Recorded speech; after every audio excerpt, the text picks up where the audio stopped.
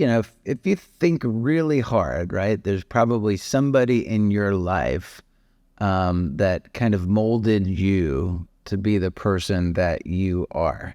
And for me, when I was young, I was raised mostly by my mother, who was very young at the time, 17, and then my grandma and grandfather. And so, while my grandmother taught me a lot of, like, my cooking skills are off the chain because of my grandma, like, no doubt, right? So I truly appreciate that. But as far as like three things that were instilled from me from my grandfather, um, I would say traditional values, for sure.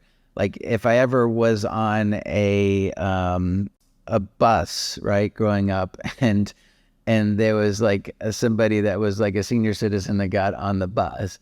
My grandfather, all he had to do was just give me the look, right? And then I would get up and, give my seat to the person that, should really be sitting down, right? So those are things that I instill in my children today. So that's like one lesson. The other thing is like just kind of, taking the time to kind of spend with those that you love. Like we ate dinner as a family every single night. And so we sat down at the same table and we actually had conversation, and there wasn't any phones or anything back then. So there's no distractions.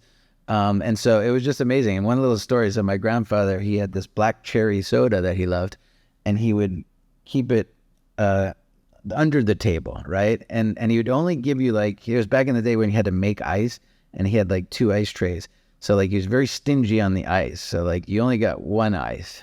And if you asked for 2 ices, he'd look at you like, why do you need 2 ices, right? And then if you want a refill, he has to get the soda and he pours it, right? You don't pour it, right? And so anyway, but again, he grew up in a Great Depression, with, 9, I think, brothers and sisters. So it was a big family.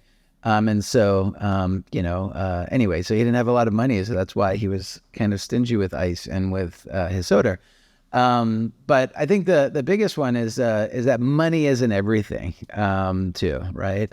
Because I grew up a great life. We didn't have a lot of money, and we didn't go to the fancy restaurants, and we didn't go on those exotic vacations that, I take my kids on.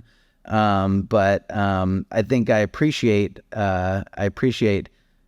things that are more important in life, like kind of just creating memories, going to the park. So in the end, I really appreciate my grandfather for instilling those traditional values in me and making me realize that money is not everything, and that success, truly should be defined by how you show up in the world and how you treat other people.